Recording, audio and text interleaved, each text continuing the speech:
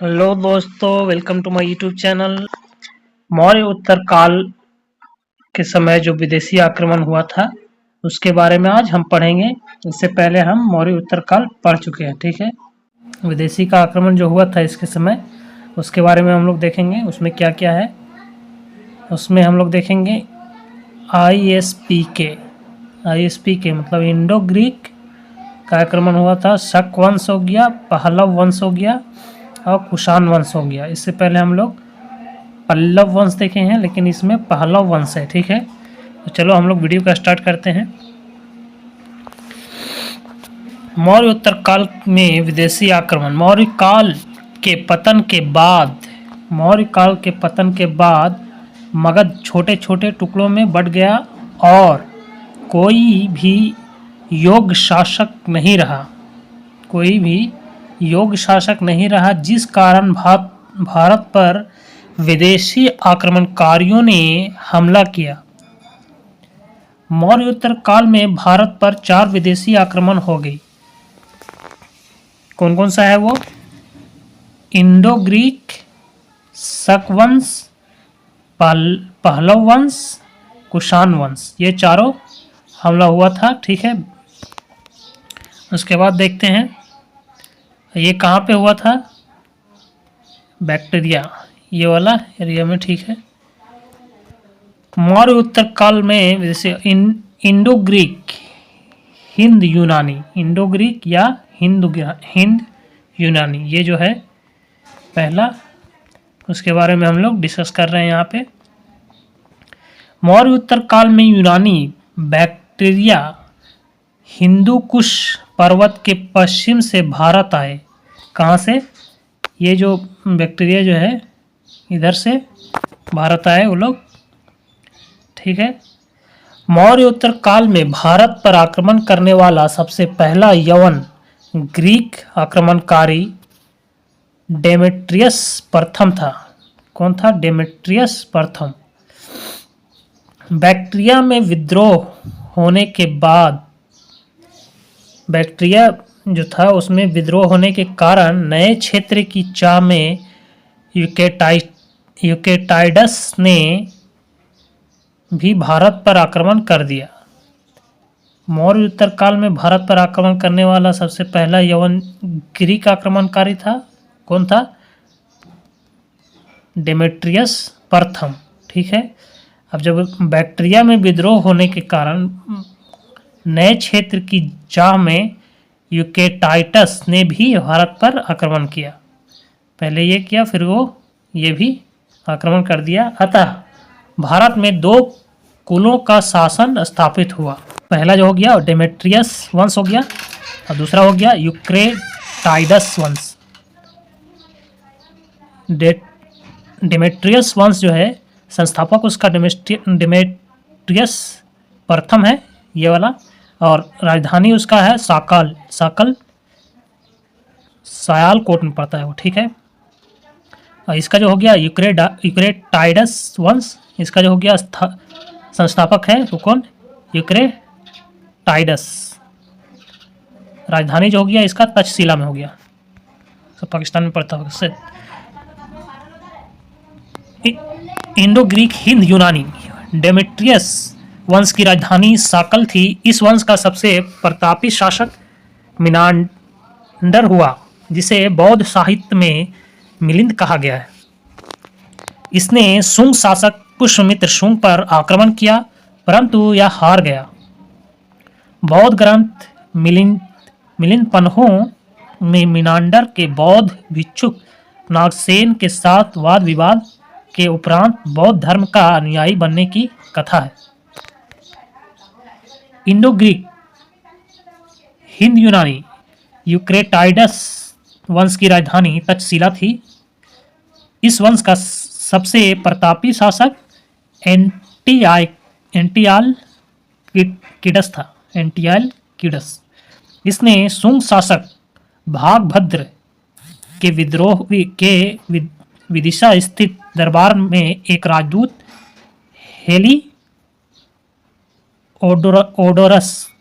Heliodorus को भेजा।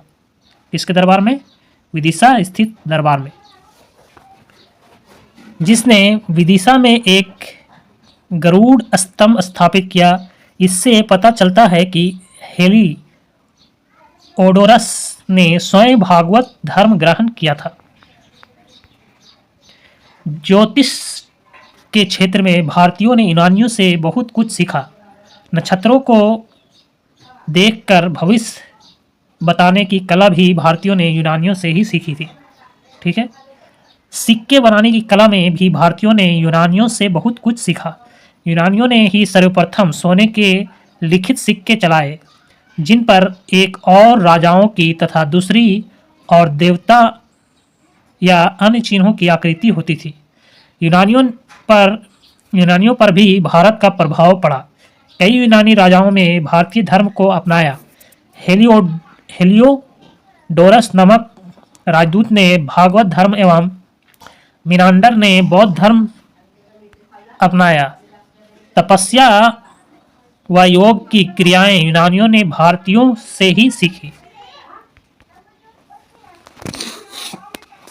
यूनानियों के बाद मध्य एशिया के शकों ने भारत पर आक्रमण किया। शक आक्रमण। यूनानी के बाद मध्य एशिया के शकों ने भारत पर आक्रमण किया। शक राजाओं को क्षत्रप कहा जाता था। यह भारत में आकर 5 जगहों में बसे थे। कौन सा? कंधार हो गया, फिर तक्षशिला जो पाकिस्तान में अभी होगा, मथुरा हो गया यूपी वाला, उज्जैन हो गया एमपी, नासिक हो गया महाराष्ट्र। ये 5 जगह था। ठीक है। तक्षशिला इस शाखा के शासक एजेलिसेज के सिक्कों पर भारतीय देवी लक्ष्मी का चित्र है। ठीक है। मथुरा में शक शासक 57 ईसा पूर्व उज्जैन के एक स्थानीय राजा के मथुरा के शक शासक को पराजित कर दिया और विक्रमादित्य की उपाधि धारण की। ठीक है। इसी के उपलक्ष्य में उसने 57 ईसा पूर्व विक्रम संवत नामक कैलेंडर की शुरुआत की। विक्रम संवत नामक कैलेंडर की शुरुआत की। ठीक है। नासिक के शक शासक, ये हो गया मथुरा के शक शासक। नासिक के शक शासक इस शाखा का सबसे प्रसिद्ध शासक नहपान था। नहपान ने सातवाहनों से महाराष्ट्र में एक बड़ा भूभाग छीना था, परंतु सातवाहन शासक गौतमी पुत्र सतकर्णी ने इसे पराजित कर दिया था, जिसका प्रमाण हमें नासिक के जोगल थम्बी से मिले सिक्कों से पता चलता है। जोगल थम्बी। उज्जैन के शक शासक सबसे प्रतापी शासक उज्जैन का रुद्र दामन था। रुद्र दामन की उपलब्धियों का वर्णन गुजरात के जूनागढ़ अभिलेख से मिला है, जो कि संस्कृत भाषा में लिखा गया प्रथम अभिलेख है। इसी अभिलेख से हमें पता चला है कि गुजरात के सौराष्ट्र में दूरदर्शन झील को चंद्रगुप्त मौर्य ने बनवाया था, जिसका पुनर्निर्माण रुद्रदामन ने करवाया था। इस वंश का अंतिम शासक रुद्र सिंह तृतीय था, जिसे गुप्त शासक चंद्रगुप्त द्वितीय ने पराजित कर दिया और विक्रमादित्य की उपाधि धारण की।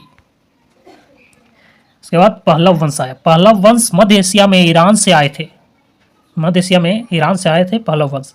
भारत में इस वंश का प्रथम शासक मिथ्रिडेटस था। ठीक है। जबकि सबसे महत्वपूर्ण शासक गोंडोफर्निज हुआ। गोंडोफर्निज ने तक्षशिला को अपना राजधानी बनाया। ठीक है। तक्षशिला को राजधानी बनाया। इसके शासनकाल की जानकारी तख्त-ए-बही अभिलेख पेशावर जिले से प्राप्त हुआ है। तख्त-ए-बही। इसी के शासनकाल में ईसाई धर्म प्रचारक सेंट थॉमस भारत आया। यह भारत आने वाला पहला ईसाई धर्म प्रचारक था। कौन? Saint Thomas.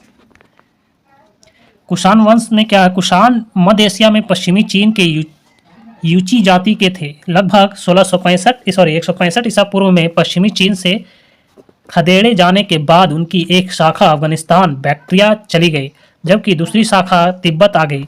इसी दूसरी शाखा ने भारत पर आक्रमण किया।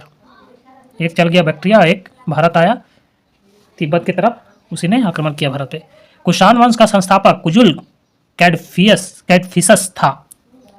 इसके बाद अगला शासक बना भीम कैडफिसस। इसे कुषाण वंश का वास्तविक संस्थापक माना जाता था है।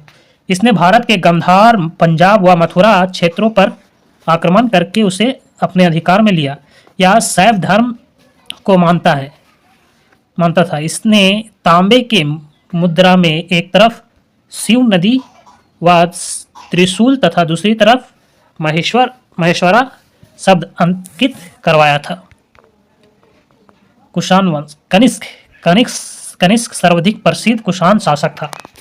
कनिष्क जो था वो बहुत प्रसिद्ध कुषाण शासक था। कनिष्क ने 18 ईस्वी में अपना राज्य अभिषेक करवाया। इसी उपलक्ष्य में कनिष्क द्वारा शक संवत का आरंभ हुआ। ठीक है। कनिष्क की राजधानी पुरुषपुर पेशावर थी। कनिष्क के समय कश्मीर के कुंडल वन में चौथी बौद्ध संगीति हुई थी। इसी के समय बौद्ध धर्म हीनयान एवं महायान शाखा में बट गया। कनिष्क के समय में हीनयान और महायान में बटा हुआ था। ठीक है, बटा था। कनिष्क के समय मथुरा कला एवं गांधार कला जन्म हुआ। क्या क्या हुआ? हीनयान, महायान, मथुरा एवं गांधार कला दोनों चारों इसी में हुआ है। ठीक है। कनिष्क बौद्ध धर्म की महायान शाखा का अनुयायी था। किसका था? महायान। दूसरा, सर्वाधिक शुद्ध सोने के सिक्के कनिष्क के शासन काल में जारी किए गए, क्योंकि उस समय हिंदुकुश पर्वत के पास सोने की खानों का पता चला था। कनिष्क के दरबार के विद्वान वसुमित्र, अश्रव घोष, नागार्जुन एवं चरक। कनिष्क का राजकवि अश्रव घोष था।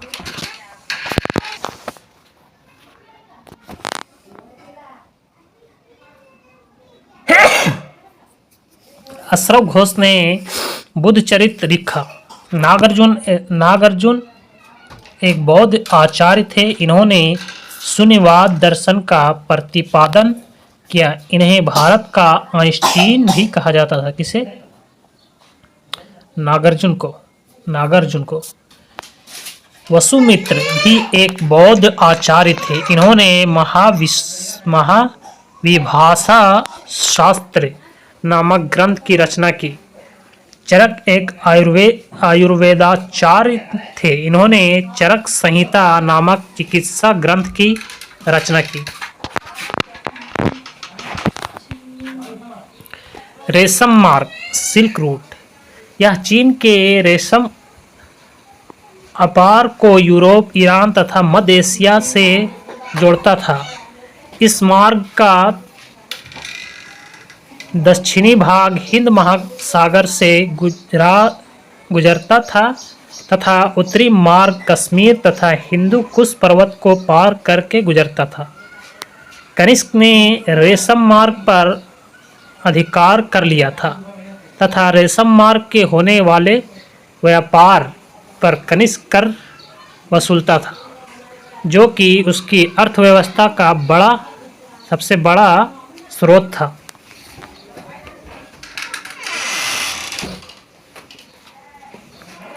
कनिष्क की मृत्यु के बाद उसके उत्तराधिकारी योग्य नहीं थे, जिस कारण उसे छोटे छोटे सामंत अलग होने लगे। इस वंश के अंतिम शासक के रूप में वसुदेव की चर्चा मिलती है। इसी वंश के सामंतों ने आगे चलकर गुप्त वंश की स्थापना कर दी। ठीक है, सब छोटा छोटा इसमें डिवाइड हो गया था। ठीक है, हम लोग प्रीवियस क्वेश्चन एक बार देखते हैं। मैं सिर्फ ये क्वेश्चन आप लोग को दिखा देता हूँ, आपको खुद से इसका आंसर करना है और कमेंट में इसका आंसर बताना है आपको। ठीक है, निम्नलिखित में से वह महानतम कुषाण नेता कौन था जो बौद्ध बन गया था? कौन था?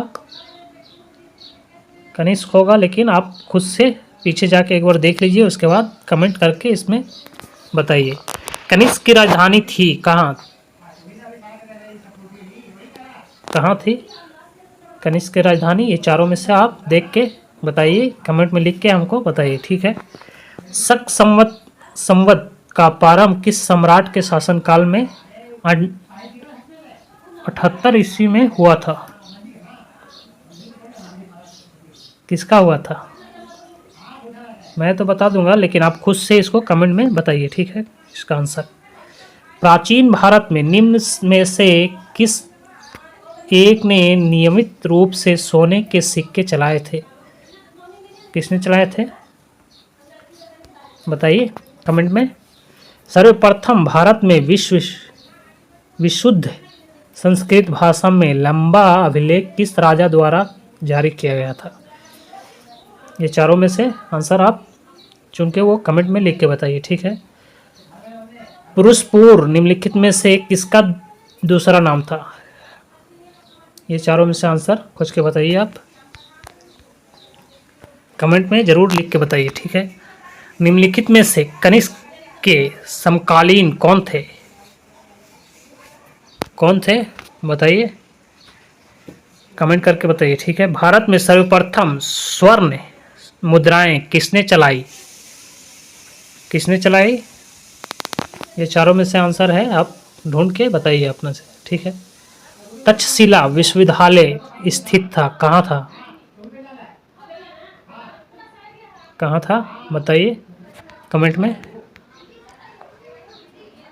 भारतीयों के महान रेशम मार्ग सिल्क रूट किसने आरंभ कराया? किसने कराया था? किसने कराया था बताइए। कनिष्क ने कराया होगा, लेकिन मैं नहीं बताऊंगा, खुद से आपको कमेंट करना है आज। चरक और नागार्जुन किसके दरबार की शोभा थे? किसके दरबार के थे? निम्नलिखित में से किसे भारत का आइंस्टीन कहा जाता है? किसे कहा जाता है भारत का आइंस्टीन? बताइए कमेंट में।